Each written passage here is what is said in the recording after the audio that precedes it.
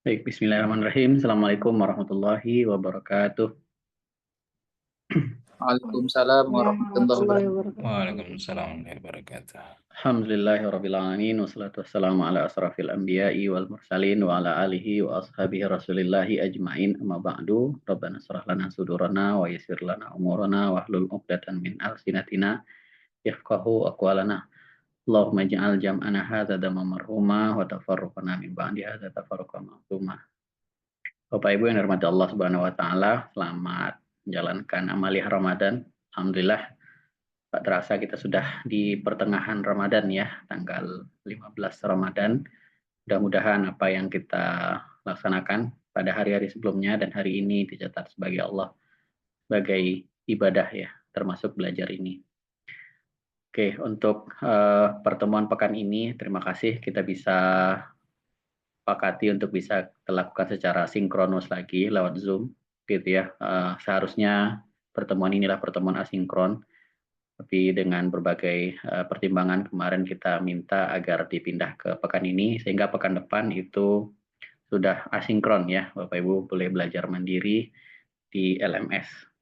Untuk materi kita di mata kuliah seminar usulan penelitian ini hanya ada 4 pertemuan ya, yaitu pertemuan awal. Setelah itu Bapak Ibu silahkan membuat proposalnya, dan nanti mulai pertemuan ke-9 itu akan nanti ada presentasi ya, nanti akan dijalankan ya, seperti itu. Baik, kita lanjutkan. Suara saya kedengaran baik nggak Pak Mustafa? Jelas, Prof. Jelas ya. Jelas Oke, baik. Aman. Jadi output dari mata kuliah ini adalah Bapak Ibu nanti membuat proposal tugas akhir, gitu ya. Membuat proposal tugas akhir. Nah, seperti apa bentuk dari proposalnya itu nanti akan kita jelaskan, gitu ya. Walaupun Bapak Ibu mungkin di mata kuliah sebelumnya itu juga sudah punya, gitu ya. Nah, tinggal nanti disesuaikan saja sesuai dengan formatnya. Dan di akhir semester nanti karena ini modelnya adalah semi ya, semi klasikal dan bimbingan dan presentasi, jadi insya Allah tidak ada sidangnya gitu ya, hanya presentasinya saja gitu ya, seperti itu untuk memasukkan. Oke, baik, materi ini disusun oleh tim dosen ya, ada Pak Endang, ada saya sendiri, ada Pak Dr. Efri dan Pak Lukman ya. Insya Allah materi ini sama untuk semua kelas ya yang ada di SEBI ya, di semua konsentrasi yang ada. Baik, kita lanjutkan Bapak Ibu. Nah, ini kembali mengingatkan ya Bapak Ibu semua bahwa salah satu fasilitas ya yang kami berikan atau program yang kami berikan di Magister Ekonomi di STCB ini adalah adanya pilihan tugas akhir ya bagi Bapak Ibu. Gitu ya. Jadi kami di SEBI tidak hanya meminta teman-teman Bapak Ibu untuk membuat tesis gitu ya. Mungkin Bapak Ibu mendengar kalau orang kuliah S2 itu bikin tesis gitu ya. Nah, tapi dengan berbagai macam pertimbangan dan diskresi regulasi yang juga ada gitu ya, maka pengelola program menetapkan ada pilihan. Nah, Bapak Ibu boleh memilih gitu ya di antara tugas akhir ini. Yang pertama adalah tesis ya, seperti biasa, dan tentu kami sangat berharap Bapak Ibu silakan diukur dirinya sendiri, jangan terlalu memaksakan diri. Kalau memang misalnya tidak punya waktu yang cukup gitu ya, tidak punya juga belum punya ya kebiasaan menulis yang rutin ya dan segala macamnya, mungkin pilihan tesis bukan pilihan yang tepat gitu ya, karena mungkin akan menyusahkan Bapak Ibu untuk kemudian bisa lulus gitu ya. Karena program ini memang didesain Bapak Ibu bisa lulus 1,5 tahun ya. Mudah-mudahan bisa tercapai gitu ya, seperti itu. Tapi kalau ada yang mau silahkan diambil, nggak ada masalah gitu ya. Kami tidak melarang ya. Jadi tidak ada di SEBI antitesis, nggak ada gitu ya. Tesisnya ada ya, tapi itu pilihan. Kemudian yang kedua adalah Bapak Ibu saya ambil yang kanan dulu, yaitu publikasi ilmiah ya di jurnal bereputasi. Nah, ini juga bisa ya Bapak Ibu selama kuliah di STCB dari semester 1 sampai semester 3 punya publikasi di jurnal bereputasi gitu ya, dengan syarat-syarat tertentu yang terpenuhi, itu boleh diklaim nanti gitu ya. Nah, sehingga nanti juga tugas akhirnya adalah bentuknya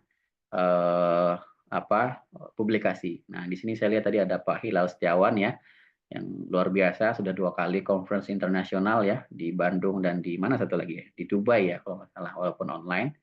Boleh Pak ditingkatkan Pak, gitu ya, jadi jurnal gitu ya, terbit di jurnal berputasi, kalau nggak salah Sinta 4 ya. Nanti ada ketentuannya, kalau itu memenuhi, silahkan nanti boleh diklaim Pak Hilal, gitu ya, seperti itu. Nah, Bapak Ibu yang lain juga boleh buka kesempatan ini, gitu ya. Jadi selama tugas-tugas kemarin, kalau ada yang kira-kira layak, itu boleh dikirim ke jurnal. Nanti boleh join dengan dosen pembimbingnya kemarin ya, atau dosen pengampu mata kuliahnya, gitu ya. Nanti publikasinya bisa joinan, gitu ya. Nah, yang tengah atau yang ketiga ini adalah studi mandiri ya, Bapak Ibu, dan ini yang mungkin kami merekomendasikan. Tidak mewajibkan juga, tapi merekomendasikan Bapak Ibu untuk bisa memilih ini kalau seandainya waktunya terbatas. Itu studi mandiri plus 1 mata kuliah lintas konsentrasi nanti, dan itu diambilnya di semester 3. Gitu ya. Jadi Bapak Ibu membuat studi mandiri dan kemudian ada 1 mata kuliah di konsentrasi lain yang Bapak Ibu ambil juga di semester 3 yang sama, gitu ya, seperti itu. Nah, di mata kuliah ini, SUP ini, kira-kira kita bermaksud untuk menyiapkan Bapak Ibu untuk membuat proposal. Nah, proposal yang kita sampaikan bisa bentuknya apa ya, tesis nanti ataupun yang lain gitu. Tapi saya lebih menekankan nanti proposalnya yaitu proposal untuk studi mandiri yang bentuknya bisa lebih ringkas gitu ya. Tapi kalau mau tesis mungkin proposal di mata kuliah yang sebelumnya bisa dielaborasi lagi gitu ya. Karena memang lebih lebih pas untuk kemudian dilanjutkan menjadi sebuah tesis ya. Karena ada yang mau wawancara gitu ya, mau pakai data sekunder, mau kuesioner dan segala macamnya ya. Nah, semua pilihan tugas akhir ini nanti di semester 3 tetap ada ujiannya, ya ada sidangnya. Jadi Bapak Ibu nanti akan disidang gitu ya, mempertahankan penguasaan ya terkait dengan semua pilihan tugas akhir yang dipilih ya, seperti itu. Oke, next. Nah, berikutnya yang pertama adalah tesis. Nah, walaupun Bapak Ibu saat ini tidak memilih ini, tapi paling tidak bisa dipahami dulu seperti apa kalau seandainya mau memilih tesis ya, sehingga dapat informasi yang lengkap gitu ya. Seperti itu. Jadi jika Bapak Ibu kemudian memilih tesis gitu ya, tesisnya tidak harus kuantitatif ya, atau harus menggunakan software statistik tertentu gitu ya. Apakah nanti pakai SPSS atau pakai SEM, Smart PLS atau pakai, tidak harus gitu ya. Tapi di sini pilihannya juga beragam ya Bapak Ibu. Penelitian dalam bentuk tesis itu bisa dapat berbentuk penelitian kepustakaan juga bisa, seperti misalnya analisis bibliometrik ya, itu bisa dilakukan gitu ya, atau misalnya studi lapangan ya, nanti Bapak Ibu banyak melakukan observasi gitu ya, wawancara ya, di lapangan itu juga bisa dilakukan, atau berbentuk studi empiris ya dengan menggunakan data dalam horizon waktu tertentu gitu ya, baik datanya primer ataupun datanya sekunder gitu ya, atau bisa juga studi kasus ya dalam satu lokus ya, objek tertentu gitu ya. Nah, itu juga bisa dilakukan. Atau baik yang bersifat kuantitatif ataupun yang bersifat kualitatif ya. Nah, apa itu kualitatif atau kuantitatif? Semoga masih ingat ya apa yang kita pelajari di mata kuliah sebelumnya. Walaupun ada yang masih ragu, boleh nanti ditanyakan atau didiskusikan. Kemudian yang kedua, sekali lagi ini buat yang memilih tesis ya. Bagi yang tidak, ini jadi informasi. Pertama, yang berikutnya adalah sumber pustaka atau daftar referensi. Dalam tesis itu wajib mengutip minimal 30 referensi dari artikel jurnal ilmiah ya. Jadi cukup lumayan ya, menantang ya. Jadi minimal 30 referensi dari jurnal artikel ilmiah. Kemudian judul tesis yang diajukan ke akademik atau program studi adalah karya yang dihasilkan dari mata kuliah SUP ya, atau seminar usulan penelitian yang sekarang gitu ya. Jadi kalau memang Bapak Ibu memilih tesis, maka siapkanlah proposalnya seperti proposal tesis ya, bab 1, bab 2, bab 3 ya. Kira-kira seperti itu. Ya, kemudian tebal tesis ya sekurang-kurangnya 50 halaman dan sebanyak-banyaknya berapa, 100 halaman ya, kira-kira seperti itu. Nah, itu untuk yang tesis. Silakan Bapak Ibu kalau ada yang mau bertanya. Tanya, Ustaz, Silakan Bu Epi. kalau sidang itu offline ya, Ustaz? Iya offline. Offline. Online Bu, kalau sidang online. Kalau S2 Oh, Bu ya. online. Iya. Kalau S2 online. Yang Oh, offline itu alhamdulillah. wisudanya nanti Bu. Soalnya jauh kan saya pikir, oh berarti kalau dari Medan nggak perlu ke sana gitu. Nah, ya online. Insya Allah sidangnya juga online. Oh ya, alhamdulillah. Ya, Bisa. baik. Silakan yang lain ada pertanyaan tentang tesis. Cukup ya. Mbak April ada pertanyaan, Mbak April. April ada nggak nih? Kalau Mas Ya, Uki apa mau nanya? silakan. Kalau menggunakan lagi dari yang waktu semester sebelumnya bagaimana? Boleh, sangat boleh. Ya, Silakan, siap. sangat boleh dia dipakai gitu ya. Nanti disempurnakan di semester ini. Jadi proposalnya nanti bentuknya kira-kira begitu. Ya, tapi Ya. coba dipikir benar-benar ya Pak Abdul Hakim ya dengan konsentrasi waktunya gitu ya dan segala macam. Baik. Biar bisa ini gitu ya. Jadi ya bisa dipikirlah, dipertimbangkan ya. Seperti itu. Oke, ini untuk tesis ya. Mudah-mudahan dapat dipahami gitu ya kalau seandainya ada. Oke, berikutnya adalah studi mandiri dan ini yang direkomendasikan oleh pengelola ya program untuk Bapak Ibu agar bisa dan mungkin untuk lulus dalam 3 semester atau 1,5 tahun. Yang pertama yaitu mahasiswa dapat memilih tugas akhir dalam bentuk studi mandiri dengan komposisi. Jadi ini bundling ya Bapak Ibu ya. Bundling antara satu studi mandiri apa ini? Bentar. Ya, dengan satu mata kuliah. Gitu ya. Seperti itu. Jadi studi mandiri dengan satu mata kuliah. Jadi ini bundling. Jadi Bapak Ibu kalau seandainya berasal sekarang dari konsentrasi filantropi, maka nanti kalau memilih yang studi mandiri ini, maka Bapak Ibu akan menambah satu mata kuliah coursework di konsentrasi yang lain. Boleh dipilih, ya. Bisa di halal, ya, bisa di fikih muamalah, gitu ya, bisa di keuangan, gitu ya, seperti itu.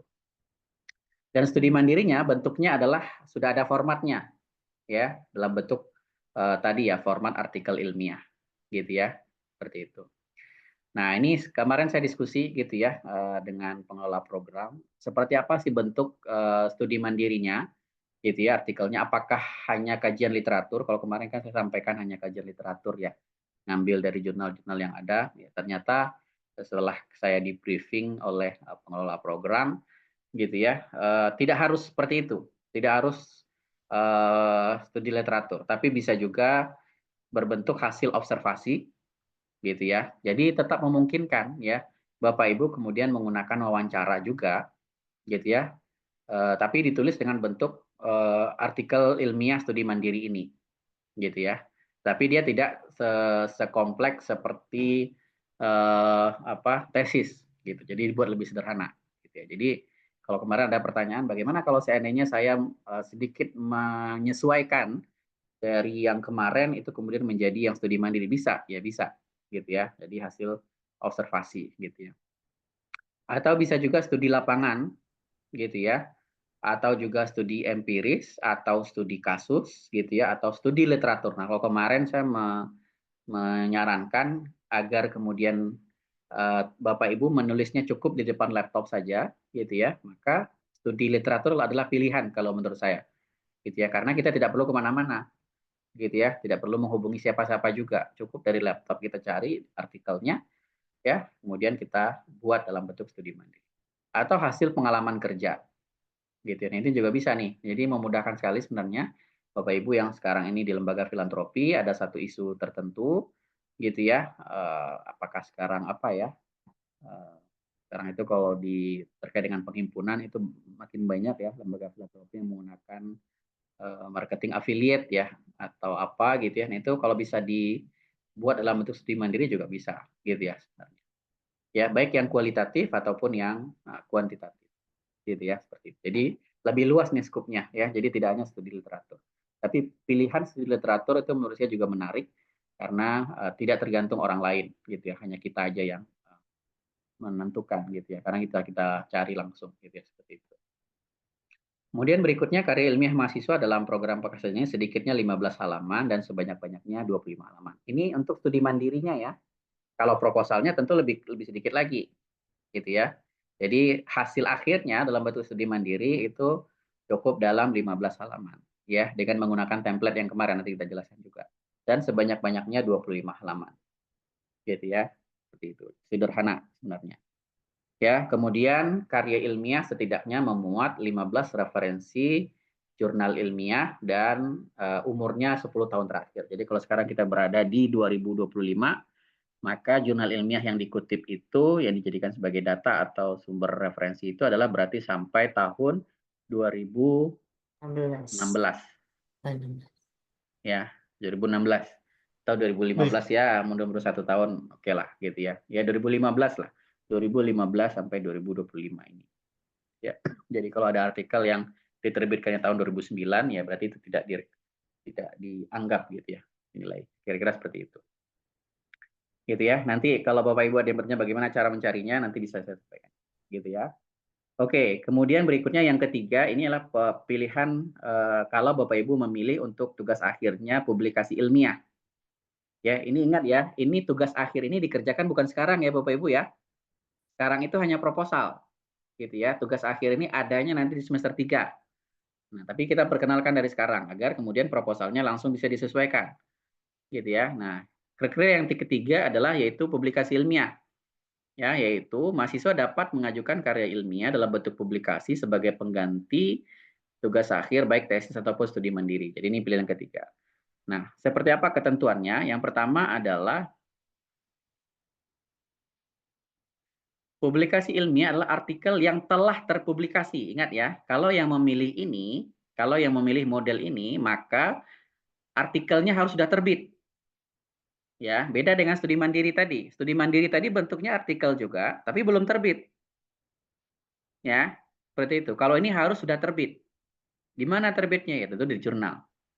Ya, maka memang berarti dia sudah diproses dari sekarang. Gitu ya, seperti itu.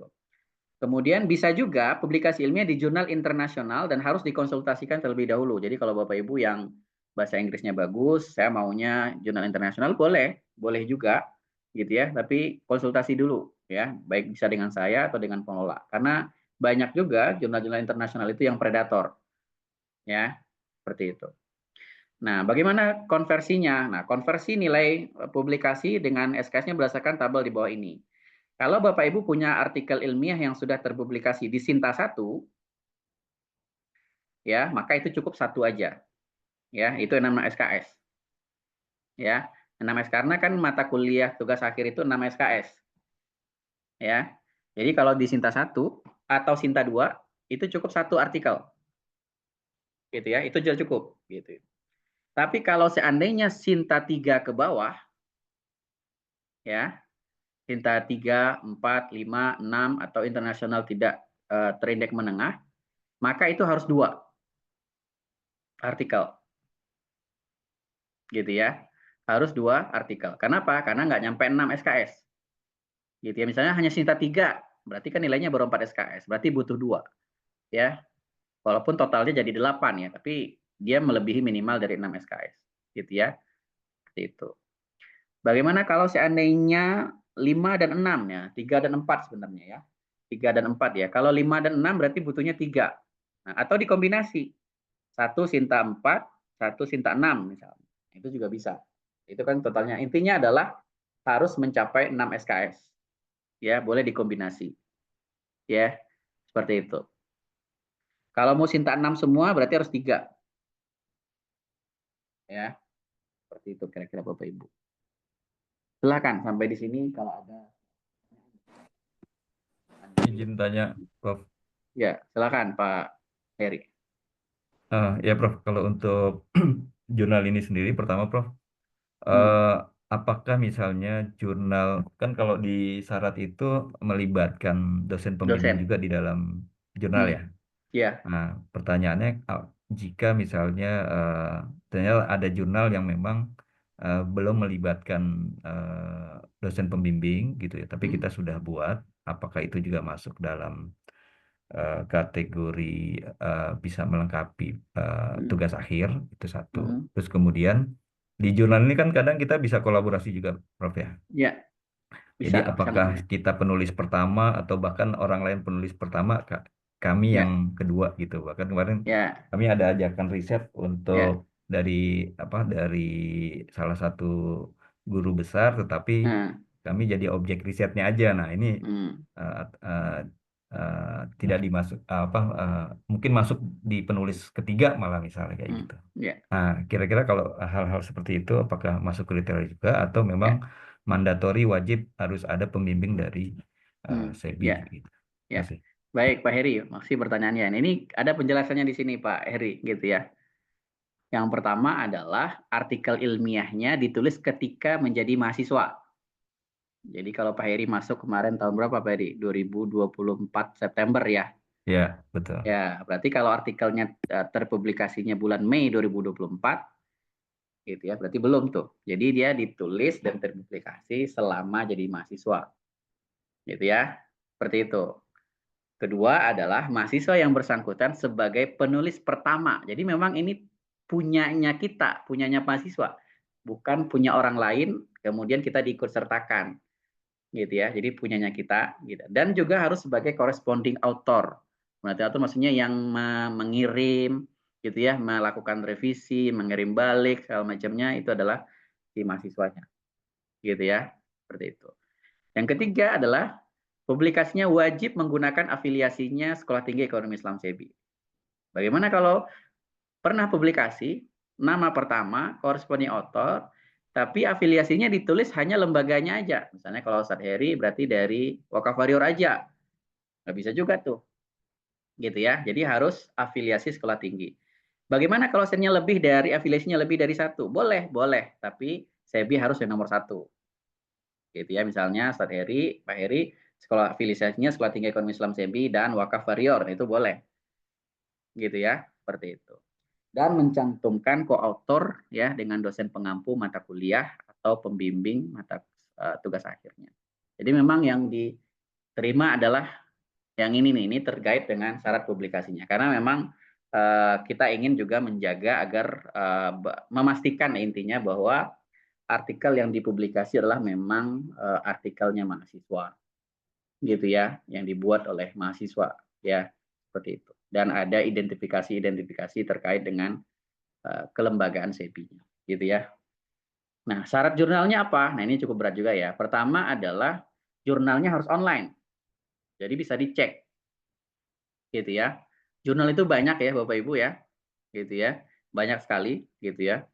Tetapi yang pertama syaratnya adalah harus online. Yang kedua adalah memiliki elektronik ISSN. ISSN itu semacam kode identifikasi dari BRIN. Jadi setiap pengelola jurnal atau setiap jurnal itu pasti ada ISSN-nya. Kalau dia buku itu namanya ISBN, gitu ya. Kalau jurnal itu disebutnya ISSN.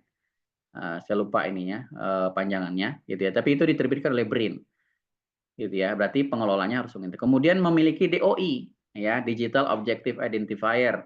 Ini seperti KTP-nya. Jadi setiap artikel kalau ISN itu melekatnya ke jurnal. Kalau DOI itu melekatnya ke artikel. Jadi setiap artikel itu punya DOI yang berbeda-beda. Gitu ya. Nah, itu diterbitkan oleh Crossref kalau nggak salah. Nah, itu biasanya pengelola jurnal itu pasti punya. Nah, bagaimana ketentuan untuk jurnal nasional? Gitu ya. Untuk jurnal nasional, penerbitnya harus pertama berasal dari lembaga pendidikan. Jadi sekarang ini yang menerbitkan jurnal itu banyak Bapak Ibu ya. Ada juga yang komersil PT. Nah, itu yang kita jaga-jaga sekali gitu. Karena yang PT ini biasanya mereka cuma nyari uang doang gitu ya, tapi proses publikasinya nggak diterapkan. Ya, kebanyakan begitu gitu ya. Maka kita hanya mengakui pertama adalah yaitu lembaga pendidikan, baik itu kampus gitu ya, lembaga-lembaga riset gitu ya, seperti itu. Atau lembaga pemerintahan gitu ya, seperti BI itu punya jurnal, LPS punya jurnal, OJK punya jurnal, Basnas punya jurnal, BWI punya jurnal juga, gitu ya, seperti itu. Jadi lembaga pemerintahan. Kemudian dan bukan lembaga yang hanya mengejar profit. Ini biasanya ada PT, ya, yang ya mengundang orang-orang untuk menerbitkan jurnal dia dan bayar yang bayaran. Walaupun membayar itu juga nggak selalu negatif ya, tapi yang paling penting itu adalah biasanya kalau pengelola seperti ini tuh mereka mengabaikan proses publikasinya. Jadi tidak ada proses. Jadi setiap artikel yang masuk ya itu diterima gitu ya. Nah, itu yang kita inginkan. Ya, seperti itu. Kalau dia jurnal internasional itu sama dan terindeks minimal tingkat menengah ya. Jadi banyak juga ya indeks-indeks jurnal meninggal itu contohnya apa ya? Contohnya yang internasional ya. Kayak Malaysia itu juga punya ya, Malaysian State Journal gitu ya. Kemudian ada juga yang Crossref juga ada ya. Kemudian yang lain juga ada tingkat menengah. Nanti bisa dikonsultasikan dengan pembimbing atau prodinya. Seperti itu, Bapak Ibu, ketentuan terkait dengan tugas akhir baik tesis, baik studi mandiri ataupun publikasi ilmiah. Nah, silakan ditimbang-timbang mana yang kira-kira akan dituju nanti di semester 3. Nah, sekali lagi kalau bertanya mana yang direkomendasikan, kami merekomendasikan yang studi mandiri ini biar lebih lebih sesuai lah dengan kondisi Bapak Ibu yang punya waktu yang tidak banyak. Kira-kira seperti itu. Silakan. Izin bertanya, Pak Sepki. Silakan. Boleh bertanya, Silakan. Pak Sepki ya? Iya, silakan, Pak. Terkait dengan studi mandiri artikel ilmiah ini, Pak Sepki, apakah harus prosesnya diajukan dulu, kemudian ada approve atau memang sudah langsung boleh menentukan sendiri judulnya tanpa approve begitu? Ya, terkait dengan ini itu akan divalidasi itu di semester ini justru di proposal. Jadi mata kuliah ini Pak Faisal, kita punya 4 pertemuan. 1 sampai pertemuan keempat, seperti saya menjelaskan ini, ketentuan-ketentuan dan segala macamnya. Nanti pertemuan kelima sampai pertemuan ke-7, Bapak Ibu itu membuat proposalnya, gitu ya. Kemudian nanti pertemuan ke-9 sampai pertemuan ke-15 itu akan ada presentasi dari proposalnya. Nah, di presentasi itulah nanti akan ada masukan, gitu ya, tanggapan, gitu ya, pendalaman dan segala macamnya dari dosen pengampu. Kira-kira seperti itu. Nah, itu bentuk kira-kira validasi. Jadi kalau nanti tentu saja akan disampaikan apakah temanya sudah tepat gitu ya. Apakah konten-konten yang dibuat dalam proposal yang sudah tepat dan itu akan dikomentarnya. Kira-kira kalau begitu, Pak. proposal dan artikel kan boleh jadi berbeda nanti ya, Pak Sepki ya. Proposalnya kita sesuaikan dalam bentuk artikel. Nanti kita lihat contohnya. Oke. Nah, sudah dibuatkan dalam bentuk ini. Baik. Jadi tidak akan ada pengulangan gitu. Jadi memang proposalnya kalau Bapak Ibu memilih yang studi mandiri ini karena dia formatnya adalah artikel, jadi berarti proposalnya adalah artikel setengah jadi kira-kira. Ya, jadi proposalnya berbentuk artikel setengah jadi. Ya, baru ada pendahuluan, kajian literatur dan metode, ya, belum ada pembahasannya. Gitu ya. Gitu. Silakan yang lain Bapak Ibu kalau ada ditanyakan.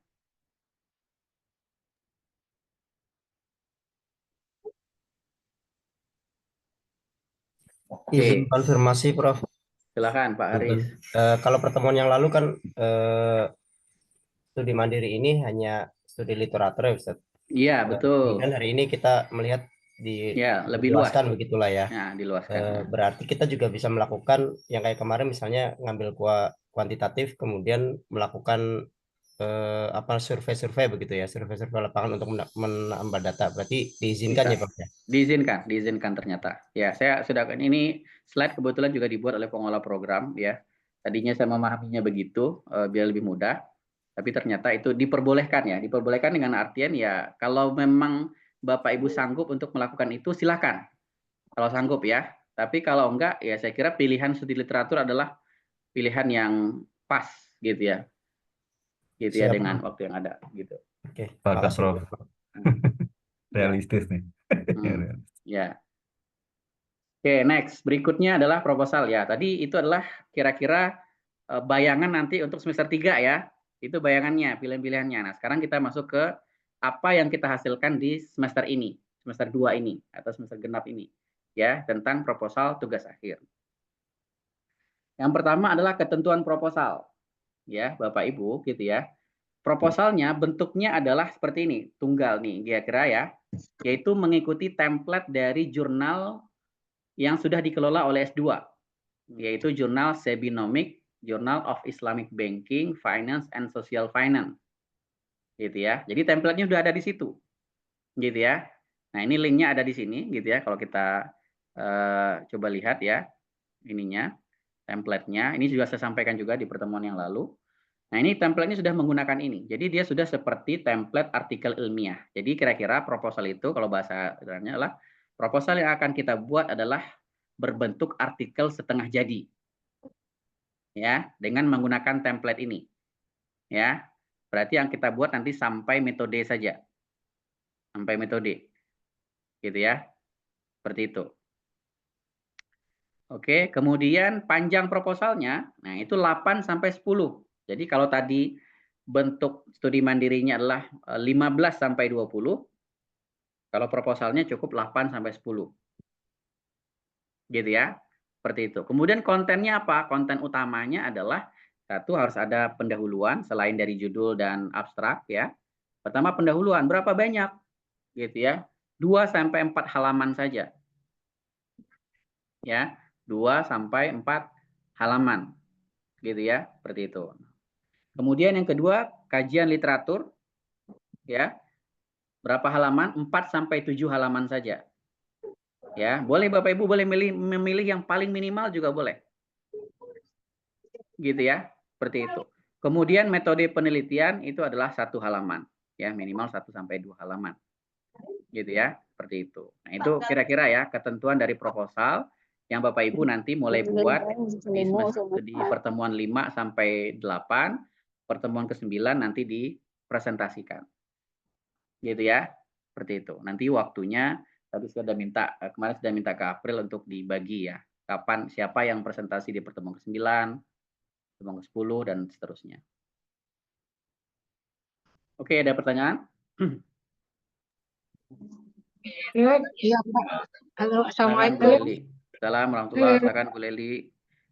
Mohon maaf, tadi nggak terlalu gitu dengar. Jadi template-nya nanti kan ada di LMS ya, Pak? Template-nya di link yang ini, Bu. Nanti Ibu bisa klik link yang ini. Oh, Kalau jujur di tengah itu banyak juga enggak? Link yang ini. Iya. Terima kasih, Pak. Oke. Ibu Leli. Luar biasa. Ya, Bapak Ibu ya. Ya, nah ini template. Ya, silakan Bu Puji. Yang semester 1 gimana? Ya. Nah, kalau yang semester 1 itu kalau sudah ada silakan disesuaikan template-nya Bu Puji. Ya, disesuaikan dengan template yang ini. Kalau kemarin semester 1 itu kalau kesimpulan kita seperti Pak Adi Dodo bilang itu seperti Bapak Ibu diarahkan menulis tesis. Ya, apa-apa ya. Seperti itu karena dia agak lebih kompleks. Nah, nanti bisa disesuaikan. Kalau memang banyak nanti bisa disesuaikan dengan template yang lebih sederhana ini. Gitu ya. Seperti itu, Bapak Ibu. Silakan ada lagi yang lain? Pak Ustadz. Silakan Bu Daslinur. Ya, semester kemarin kita itu memang membuat proposalnya untuk tesis ya. Nah, yang membedakan bentuk proposal tesis dengan proposal studi mandiri gimana? Karena dengan kalau saya kayaknya memilih studi mandiri aja karena memang sudah 35 tahun tidak menulis yang agak bingung nih gimana caranya. Nah, itu apa yang membedakannya itu? Ya, kalau tesis kan memang seperti bab-bab Bu ya. Ada bab 1, bab 2, bab 3 gitu ya. Nah, kalau yang studi mandiri yang ini Bu, yang saya tampilin sekarang ini nih, bentuknya kira-kira seperti ini. Jadi dia berbentuk artikel. Ya, jadi proposal yang kita buat adalah artikel setengah jadi. Hanya sampai metode penelitian saja. Ya, jadi aja di sini ya, template-nya sudah jelas ya, kelihatan ini nanti bisa diklik link yang ini. Link yang ini bisa diklik ya, Bapak Ibu ngambil template-nya. Ya, link yang ini. Gitu ya. Ini nanti diklik ada link-nya gitu ya. Seperti itu. Kemudian dibuat ya sampai metode. Gitu ya. Itu yang studi mandiri. Gitu ya. Mulai dari judul, penulisnya. Sekali lagi ya, penulisnya Bapak Ibu plus saya sebagai dosen pengampu. Gitu ya. Seperti itu. Kemudian abstraknya, kemudian pendahuluan, nanti kita jelasin satu-satu ya sini. Ini dari mana diambil template-nya? Dari jurnal ini. Jadi inilah jurnal yang dikelola oleh pengelola S2 ya. Nama jurnalnya adalah Sebinomic Journal of Islamic Banking and Finance and Social Finance. Nah, kalau ngambil template-nya bisa juga di sini. Bapak Ibu masuk ke website ini, journal@sebi.ac.id, Sebinomic. Nanti di sini di bagian pojok kanan atas ada jurnal template. Gitu ya. Nah, itu silakan nanti diklik atau melalui link tadi itu juga bisa. Gitu ya. Oke. Nah, bagaimana kalau Bapak Ibu menulis studi mandiri dengan pendekatan studi literatur? Nah, ini yang saya sampaikan pekan lalu ya Bapak Ibu yang nggak hadir. Pekan lalu saya menjelaskan mendorong Bapak Ibu membuat studi mandirinya berdasarkan studi literatur saja. Nah, ternyata setelah saya diskusi dengan pengelola, ini diluaskan. Ya, jadi tidak hanya studi literatur. Studi literatur itu hanya salah satu pilihan. Jadi Bapak Ibu boleh observasi, boleh studi lapangan dan yang lain. Ya, sesuai dengan jadi pertanyaan dari Pak siapa tadi ya. Untuk kemudian bisa disesuaikan. Ya. Nah, ini contoh yang studi literatur. Ya, ini judulnya adalah kompetensi takmir dalam menjaga kualitas laporan keuangan telah literatur. Jadi dia mengumpulkan 10 sampai 15 artikel yang menulis tentang kompetensi takmir, kemudian dibuat dalam bentuk artikel, ya studi mandiri artikel gitu ya, seperti itu. Ya nanti bisa Ibu baca ya. Nah ini kira-kira ya. Jadi Bapak Ibu nanti di proposal itu adalah ini template-nya beda ya, tapi kontennya sama. Pertama ada judul yang ini, ya ada judul, kemudian nanti ada penulis, gitu ya. Ini jadi pastikan tadi ya atas namanya. Kemudian abstraknya ada 2 bahasa Indonesia dan bahasa Inggris. Kemudian ada pendahuluan. Nah, pendahuluannya tadi ya 2 sampai 4 halaman gitu ya. Ini spasinya 1 gitu ya. Kemudian ada landasan teori atau kajian teori. Gitu ya. Seperti itu. Kemudian yang berikutnya sampai metode. Jadi Bapak Ibu kalau proposal itu hanya sampai sini aja. Ya, ini belum. Ya, ini nanti di semester 3. Ya. Nah, ini bisa kita baca ya metodenya untuk mendukung analisis terhadap kompetensi takmir dalam menjaga kualitas laporan keuangan masjid. Penelitian ini menggunakan pendekatan kualitatif dengan metode telaah literatur. Ya, dengan menggunakan data sekunder berupa artikel jurnal dari penelitian terdahulu yang relevan dalam 10 tahun terakhir, ya. Kalau kita tadi kan 10 tahun terakhirnya berarti 2016-2025. Ya. Kalau ini artikelnya banyak nih lumayan ya, 30 artikel. Kalau tadi kan 15 minimal. Gitu ya. Adapun rinciannya dijelaskan 30 artikel itu isinya apa dan metodenya kira-kira seperti apa. Ini metodenya dijelaskan. Ya. Kira-kira begitu. Silakan Bapak Ibu kalau ada pertanyaan. Apa mau nanya? Ada yang nanya juga. Kalau misal di publish-nya yang tadi yang kan ilmiah bisa di jurnal Sebi boleh nggak Pak? Kan kayak Jakis itu Sinta 3, terus Jeps itu Sinta 5 ya. Nah Ya. itu bisa Sangat boleh, sangat diakui boleh. bisa berarti Pak. Nah, sangat boleh, tapi belum tentu langsung terbit ya. Iya. Gitu ya Bapak Ibu ya. Jadi proses publikasinya tetap akan berjalan independen. Gitu ya. Kalau bagus pasti ya diterbitkan lah. Gitu ya. Boleh, insya Allah boleh. Karena ini ketentuannya memenuhi sebenarnya. Pertama diterbitkan oleh perguruan tinggi, gitu ya. Kemudian yang kedua adalah tadi ya minimal Sinta 3, Jakis itu juga boleh. Gitu ya. Nah, silakan. Kebetulan saya juga bukan pengelola lagi di sana, gitu ya. Nanti Bapak Ibu boleh disubmit, nanti akan diproses oleh dewan redaksinya. Gitu ya. Seperti itu. Nggak ada masalah. Bahkan yang kalau JPS saya lihat ya, saya belum tahu apakah Sinta 5-nya masih aktif atau enggak. Ya, itu bisa dilihat gitu ya. Oke, ada lagi? Izin, Prof. Silakan Bu Khairina. Kalau pendekatan ini untuk studi mandiri, Prof. Kalau pendekatan pengalaman kerja, apakah proposal itu sama dengan yang di sini bentuknya, Prof? Sama. Kalau proposalnya sama. Oh, itu kan pengalaman kerja itu kan hanya lokusnya aja sebenarnya. Metodenya, tapi template proposalnya tetap harus sama. Gitu ya. Jadi tetap misalnya pengalaman kerjanya di bidang apa ya? Misalnya kalau lembaga zakat, misalnya Bapak Ibu sekarang berada di bidang finance misalnya. ya terkait dengan penyusunan laporan keuangan misalnya. Berarti nanti latar belakangnya itu ya dibuat ya secara ilmiah gitu ya terkait dengan penyusunan laporan keuangan ya, mulai dari misalnya perkembangan lembaga zakat, kemudian kendala-kendala yang dihadapi oleh lembaga zakat, salah satunya adalah laporan keuangan yang tidak tersedia gitu ya, SDM dan segala macamnya. Tetap kajian teorinya juga ada gitu ya, misalnya karena dia adalah menyusun laporan keuangan berarti ada terkait dengan PSAK 409 gitu ya. Itu tetap. Jadi template-nya tetap sama. Walaupun nanti itu dibuatnya dari pengalaman kerja. Gitu. Baik, Prof. Makasih. Ya, baik, makasih Bu Khairina. Yang lain silakan. Oke, mudah-mudahan dapat dipahami ya Bapak Ibu. Sekali lagi, mudah-mudahan ini apa ya bisa Bapak Ibu lakukan ya, dan harusnya sih apa ya mendukung ya dan sesuai dengan kondisi Bapak Ibu saat ini ya. Sekali lagi ya, jadi studi mandiri itulah salah satu tugas akhir yang direkomendasikan, tidak diwajibkan, sekali lagi ya, tidak diwajibkan tapi direkomendasikan ya. Kalau Bapak Ibu memilih silakan, kalau juga nggak memilih itu juga silakan. Gitu ya. Gitu.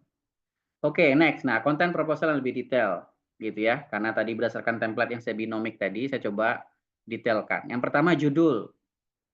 Ya, di sini dijelaskan bahwa judul itu tidak boleh lebih dari 12 kata. Ya. Perhatikan ya, judulnya yang padat gitu ya.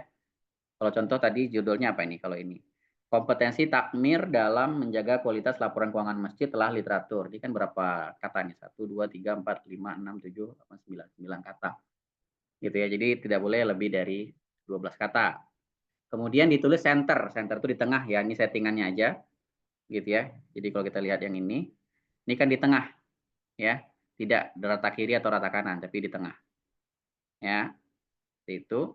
Kemudian jenis fontnya, nah, karena dia langsung mau disisi. Jadi sebenarnya Bapak Ibu studi Bapak Ibu itu nanti seperti yang pernah saya sampaikan juga, kalau seandainya dianggap memadai oleh pengelola itu akan diterbitkan di jurnal ini, jurnal SEBI Economic ini, gitu ya. Makanya template-nya harus langsung disesuaikan, fontnya juga sama, ya biar nggak nambah kerjaan, gitu ya.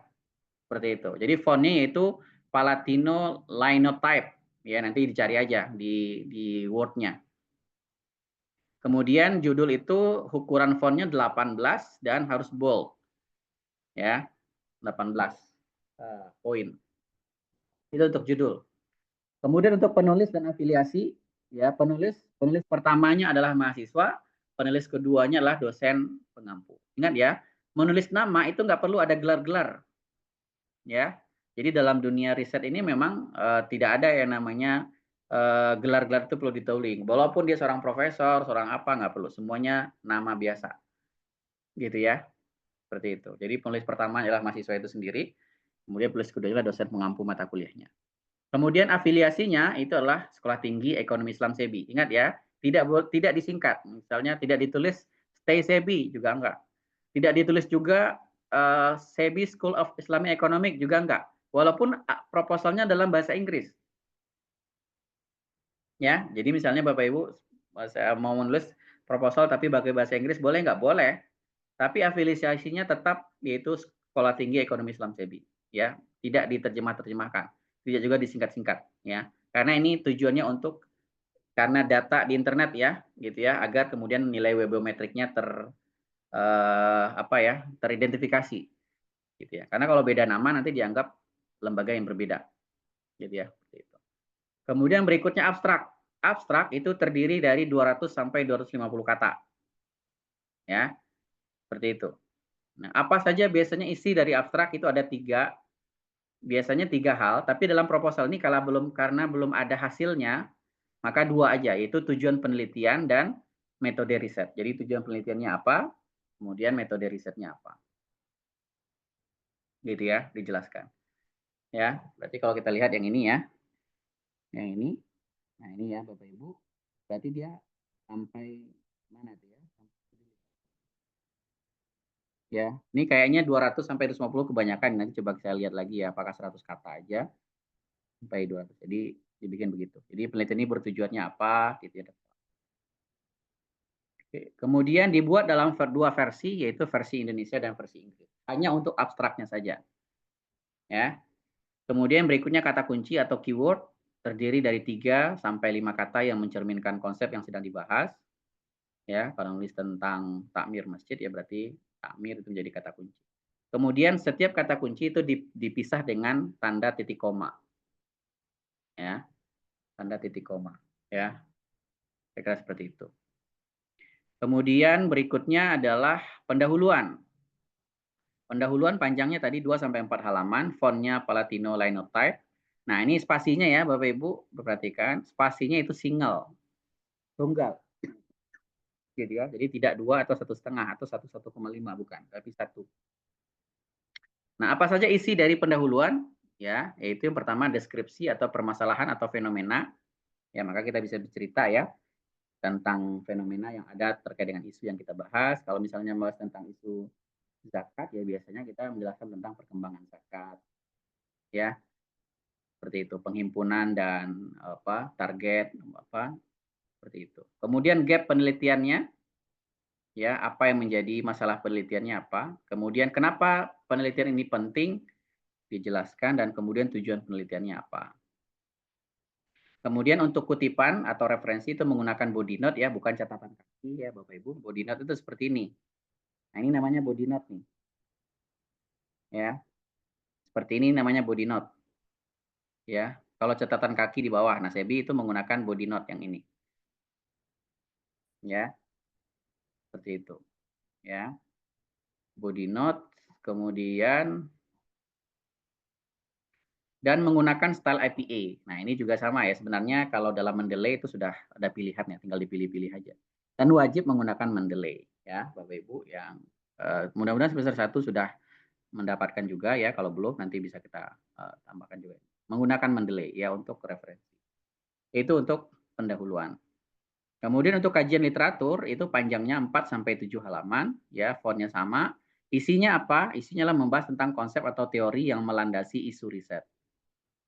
Ya, seperti itu. Misalnya tentang tadi ya, kompensasi takmir masjid ya berarti membahas tentang apa sih sebenarnya yang maksud dengan takmir masjid itu apa? Ya, fungsi masjid itu apa? Gitu ya, dijelaskan gitu ya. Seperti itu. Ya, dijelaskan gitu. Kemudian kutipannya sama, body note, apa istilah menggunakan Mendeley. Kemudian metode riset itu panjangnya 1 sampai 2 halaman, fontnya sama. Isinya apa dari metode riset? Ada jenis penelitian, penelitiannya menggunakan apa? Data yang digunakan apa? Teknik mengumpulkan datanya gimana? Gimana cara mendapatkan datanya? Ya, kemudian alat atau teknik analisis datanya apa? Ya, apakah deskriptif, ya, case study, ya. Kutipan dan Mendeley-nya itu wajib. Yang terakhir itu adalah referensi, karena ini hanya baru proposal, jadi dari metode langsung referensi. Belum ada hasil, karena hasil nanti semester 3. Ya, minimal 15 rujukan dengan komposisi 80% dari 10 artikel terakhir. Ya. Jadi kalau Bapak Ibu punya referensi, kalau misalnya punya 20 ya, berarti 8 kali 2, 16-nya itu harus dari artikel, sisanya boleh misalnya dari buku, ya, dari laporan, dari apa, dan segala macam. Ya, menggunakan IPA style dan juga Mendeley. Ya. Silakan Bapak Ibu kalau ada pertanyaan terkait dengan konten proposal ini.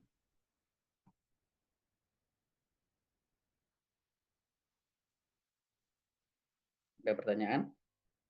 Suara saya kedengaran nggak? Izin Pak, Ya, silakan Pak Samsuar. berarti referensi ini semester ini udah harus kita tentuin ya? Iya, pada saat kita menulis kan memang ada referensi ya. Pasti ada referensi di semester ini. Siap, Betul Pak. Makanya kalau Bapak studi literatur itu akan lebih mudah. Karena kita udah ngumpulin kan, dan itu langsung jadi referensi.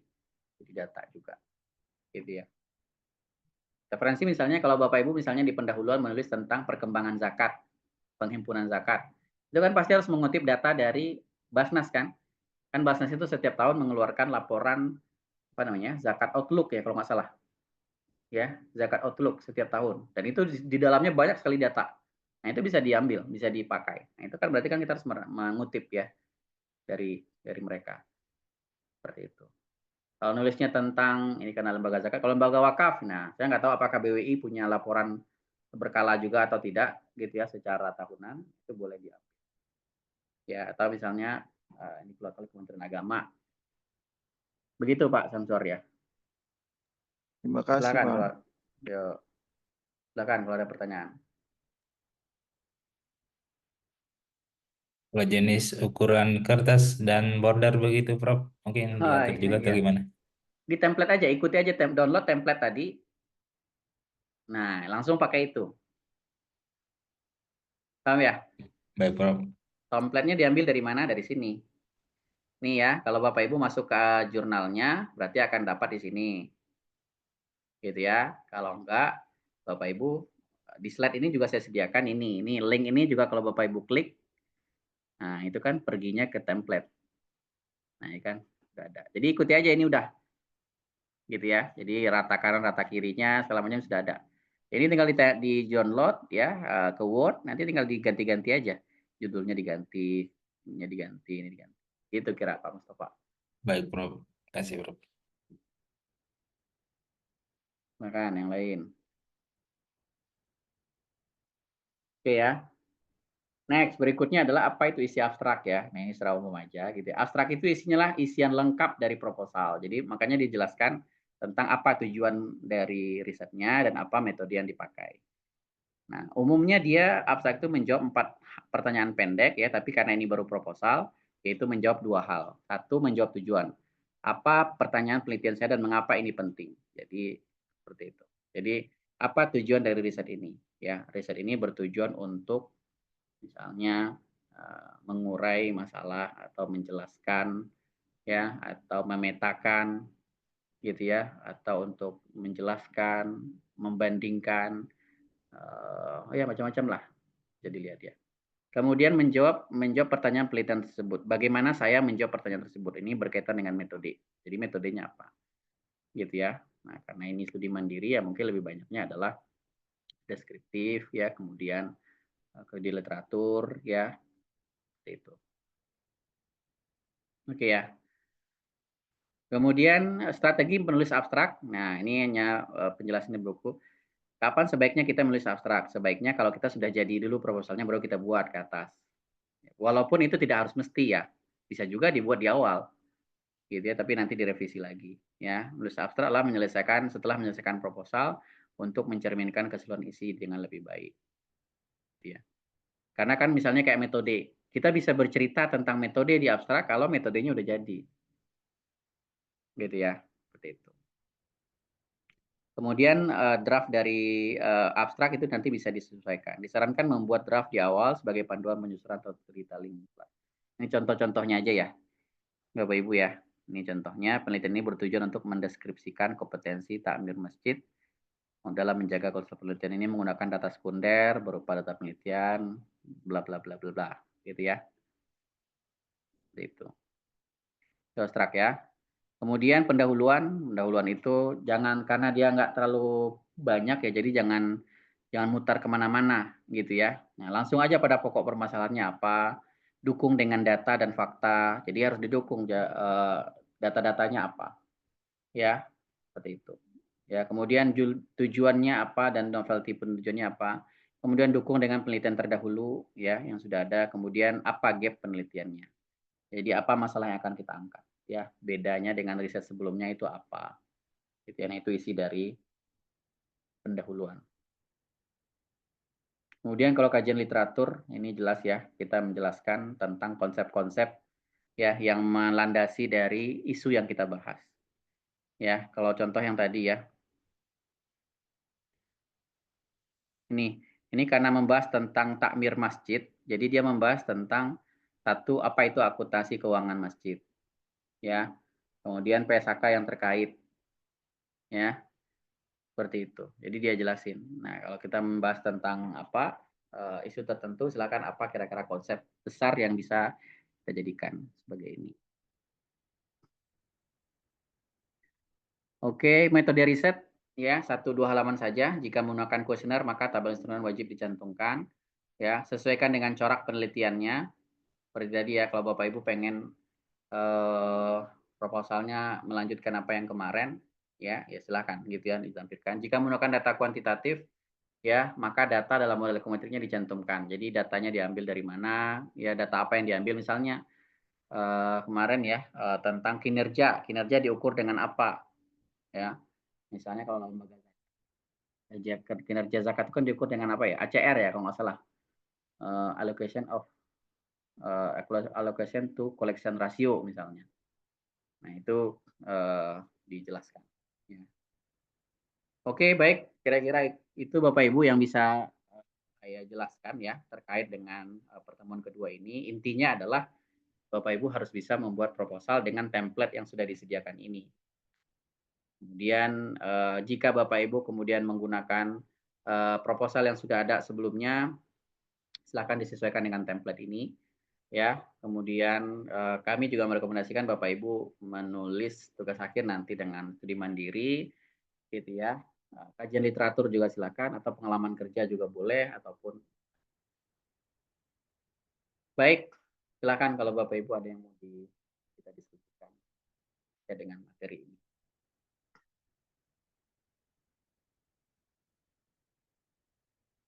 Yang belum absen boleh absen ya.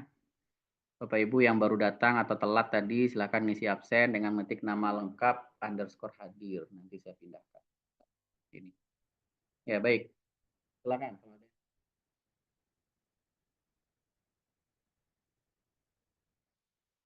Nanti kalau ada pertanyaan Pak, boleh nggak sih menggunakan AI? Baru kita bahas ya pekan lalu ya.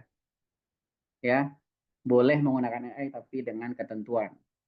Ya, seperti itu. Bukan copy paste dari AI-nya, gitu ya. Seperti itu. Dan prompt yang digunakan itu harus dilampirkan. Apa aja prompt yang digunakan itu harus dilampirkan, gitu ya. Dan harus ada deklarasi bahwa ini juga bagiannya menggunakan AI. Ya, itu. Kalau seandainya hasil AI. Tapi kalau seandainya AI itu hanya sebagai alat bantu memahami teks, terus tapi Bapak Ibu kemudian menulisnya dengan bahasa sendiri, itu kan bukan hasil AI, itu kan hasil sendiri, gitu ya. Saya contohkan kemarin ya ketika saya bikin proposal riset itu juga menggunakan AI ininya untuk memahami teksnya. Ini saya contohkan ya proposal saya dulu saya bikin sambil nunggu pertanyaan kalau ada ya.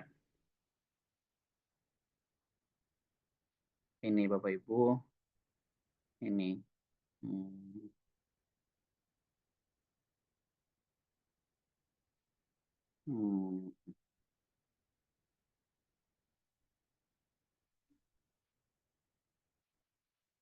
Nah, ini udah kelihatan belum ya?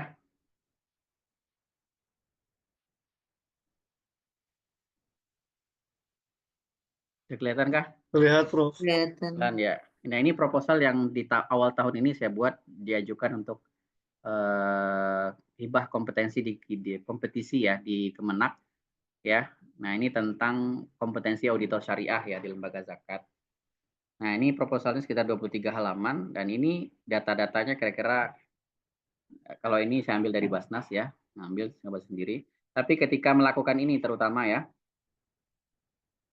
memetakan hal seperti ini itu dibantu dengan AI.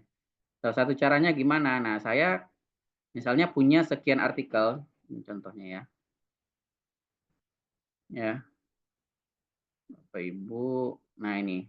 Saya punya bahan proposal tentang riset-riset terdahulu yang menjelaskan tentang spesies amil kira-kira begini nih. Ya, ada sekitar 10 sampai 15 artikel lah. Idealnya kan kita membaca satu persatu ya.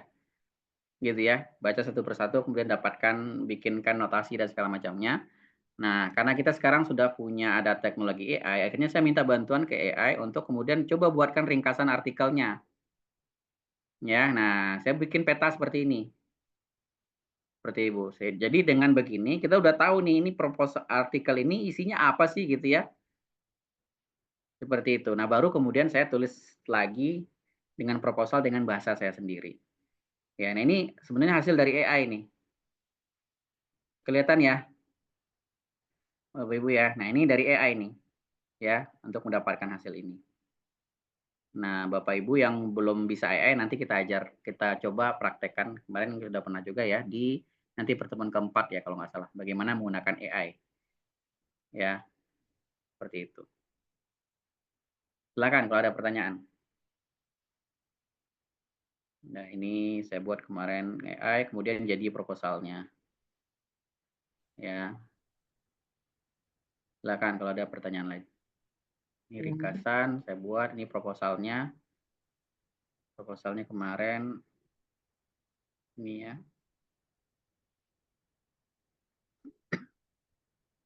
Nah, ini data-data yang diambil, ini data-data ini maksud dengan pendahuluan itu kira-kira begini. Jadi ada data-data yang itu kita ambil dari, ini saya ambil dari laporan Puskesbasnas. Saya ambil dari Puskesbasnas 2025. Ini juga sama. Ya. Ini juga dari Puskesbasnas ini datanya. Ini diolah dari Puskesbasnas. Nah, ini terutama ya, ini ya untuk membuat ini itu ditulis lagi.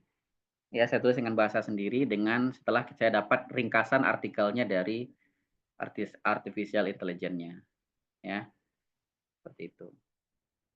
Nah, begitu juga dengan ini. Ini bikin begini, kajian terdahulu seperti ini. Ya, ditulis dengan bahasa sendiri, ya, tapi pemahaman besarnya itu minta bantu ke AI untuk kemudian bisa menjelaskan. Ya. Nah, ini juga kira begitu. Silakan Bapak Ibu kalau ada pertanyaan.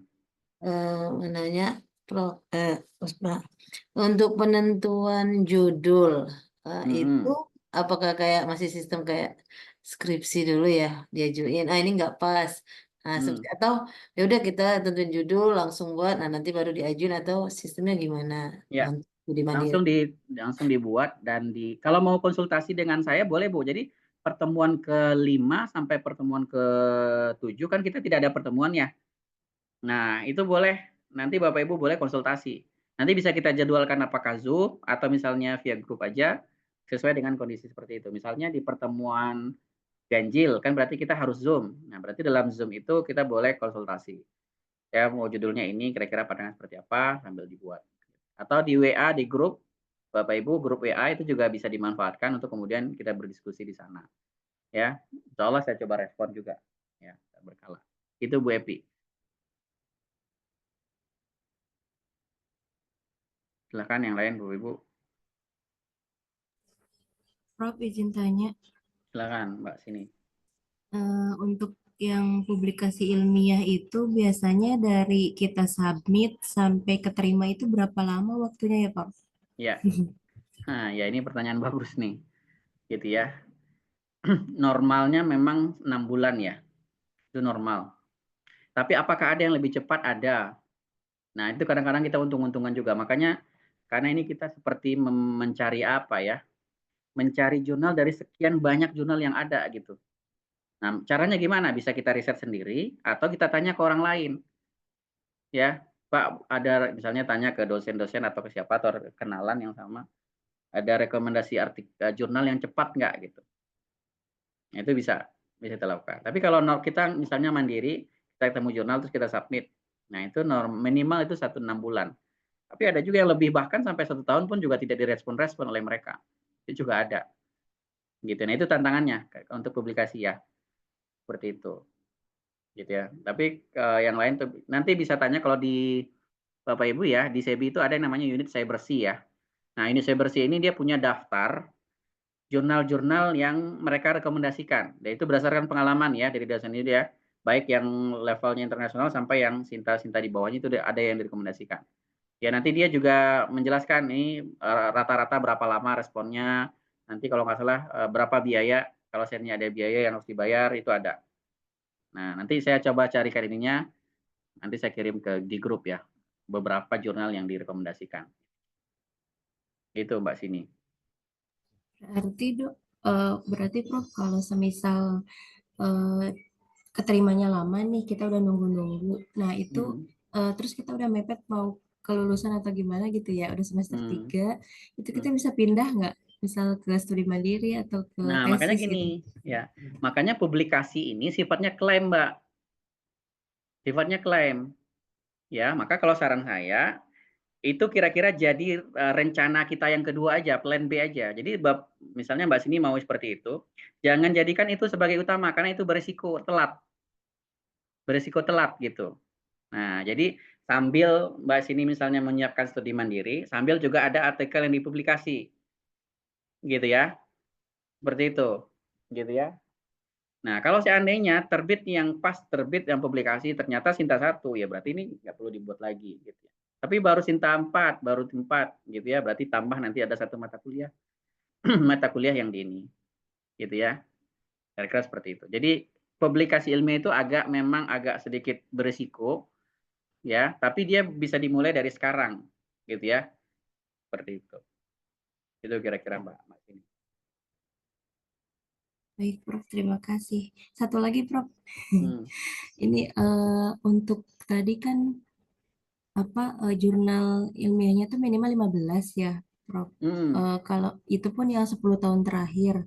Kalau semisal udah 15 nih, kita nemu ada 20, tapi yang 5-nya itu tahun 2014 Oh iya, boleh. misal. Itu boleh ya? Boleh.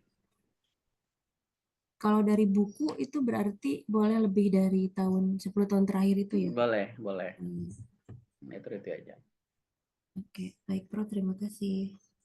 Baik, silakan Bapak Ibu yang lain.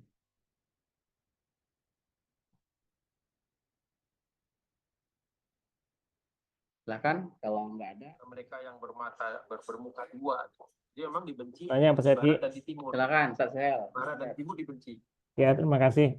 Jadi ini dua aja pertanyaannya. Satu, pilihan 1, 2, 3 itu menentukan nanti nggak kalau untuk mau ngambil S3? Nggak ada. Kali ini insya Allah bisa semua. Semua bisa untuk S3. S3. Oh gitu. Yang kedua, untuk mencari jurnal itu kan minimal 10 jurnal tuh ya. Kita nyarinya di mana tuh? Oh iya. Nanti sebenarnya bisa bisa praktekin ya. Yang paling gampang itu di Google Cendekia. Google Cendekia. Nah, atau Google Scholar. Nah, nanti coba kita contohkan ya. Karena saya baru join di semester ini. Bahkan George Polarios itu adalah seorang. Ya, ini start gitu ya. Jadi nanti kita cek di Google aja. Nanti pilihnya Google Scholar atau Google Cendekia. Ya. Nah, itu tinggal diketik aja kata kuncinya maunya apa. Misalnya sosial tentang filantropi ya. Nah, kalau bisa filantropinya agak lebih dikerucutin lagi Ustaz gitu ya. Mau temanya tentang apa gitu ya. Karena kalau kita cuma bikin filantropi nanti terlalu luas pencariannya. Karena semuanya sudah misalnya apa ya? Di kota ini nih sudah nggak bisa mempertahankan. Ya, misalnya nggak tahu ya, misalnya kompetensi AMIL misalnya. Nah, itu nanti bisa ada di sini. Nah, ini bisa kita setting di sini. Misalnya di rentang khusus. Saya mau dari tahun 2016 saja sampai tahun 2025. Tapi realitanya orang Genoa sudah melihat. Maka dia akan keluar hanya pelabuhan yang tahun-tahun itu aja. Nanti bisa kita baca. Ini kan artikel tentang kompetensi AMIL semua. Ini bisa di-download. Ya. Tinggal road saja yang mungkin masih. Kalau mau bahasa Inggris juga bisa. Itu yang paling sederhana gitu ya. Paling mudah. Kita mungkin nggak mau dengar ini, tapi ini. Silakan. Ada lagi Ustaz? Dan tahunnya harus 10 tahun terakhir ya? Ya minimal ininya, karena biar kajiannya biar terbaru, gitu ya. Biar yang terbaru kajiannya. Contoh misalnya kenapa harus yang 10 tahun terakhir, misalnya kayak terutama bagi teman-teman yang saat ini berada di bidang finance ya. Nah itu kan PSAK-nya itu berubah hampir setiap, ya sering lah gitu. Kalau kita ngutipnya tahun berapa gitu ya, boleh jadi itu rujukan PSAK-nya udah PSAK lama gitu. Nanti ketika kita bikin tulisan, terus kita mengatakan bahwa harus menggunakan itu kan jadi misleading nanti informasinya, gitu ya. Terus itu makanya dibikin yang diupayakan yang terbaru. Hampir semua rombongan nanti yang saya bawa. Ya, tolong mudah kok mencari ini, gitu ya. Nah, makanya tadi ini kan kita sampaikan boleh menggunakan AI. Makanya kalau sepertinya saya punya 15 artikel, harus saya baca, bisa nggak? Bisa, harusnya bisa. Tapi kan masalahnya Bapak Ibu kan sibuk juga gitu ya, nggak bisa membaca semua. Ya, nah boleh gunakan AI tapi hanya sebagai tadi contoh kayak gini. Ya, hanya untuk meringkaskan aja apa sih sebenarnya kayak gini nih. Ini saya belum baca semua isi artikelnya, tapi saya udah tahu nih artikel ini isinya adalah ini. Ya, kita udah dapat poin-poinnya, nanti baru kita tulis dengan bahasa kita sendiri. gitu ya. Nah ini kan lebih ringkas lagi gitu. Saya dapat ini berapa artikel nih? Ada berapa nih? Berarti sekitar 16 artikel, 15 artikel. Nah ini kan kalau idealnya kita baca satu-satu nih artikel ini. Nah dengan AI kita bisa dibantu, kita bisa ini kan, ini isinya apa sih gitu ya. Nah, walaupun kita harus ngecek lagi ya, kadang-kala kan ada yang namanya risiko dalam AI itu namanya halusinasi efek gitu. Karena dia membaca itu dengan menggabungkan banyak-banyak informasi, kadang-kala juga misleading gitu. Maka kita perlu cek lagi benar nggak sih kontennya utamanya tentang ini gitu ya. Nah, tapi AI itu makin lama juga makin bagus ya. Misalnya kayak ChatGPT itu juga makin lama makin bagus. Tidak ada yang terlalu ini. Tanah-tanah juga tidak rusak dan kemudian gitu ya, seperti itu. Begitu, Ustaz. Dan sekolah khair. Ada lagi yang lain? Assalamualaikum Prof, izin bertanya Prof. Prof, terkait studi mandiri itu kan ada tadi disebutkan bahwa ada hasil pengalaman kerja ya Prof. Ya. Apakah ada contohnya gitu Prof untuk hasil pengalaman kerja dijadikan sebagai tulisan ilmiah gitu kalau misalkan di S2 sendiri?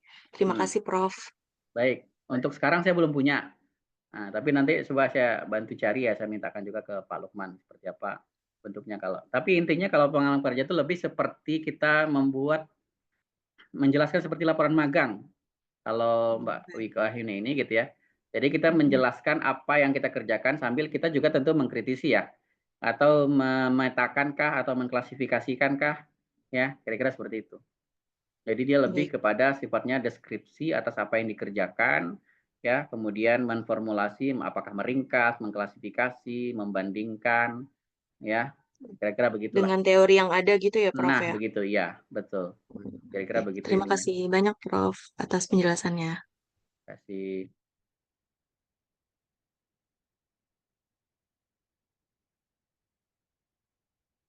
Oke, cukup Bapak Ibu.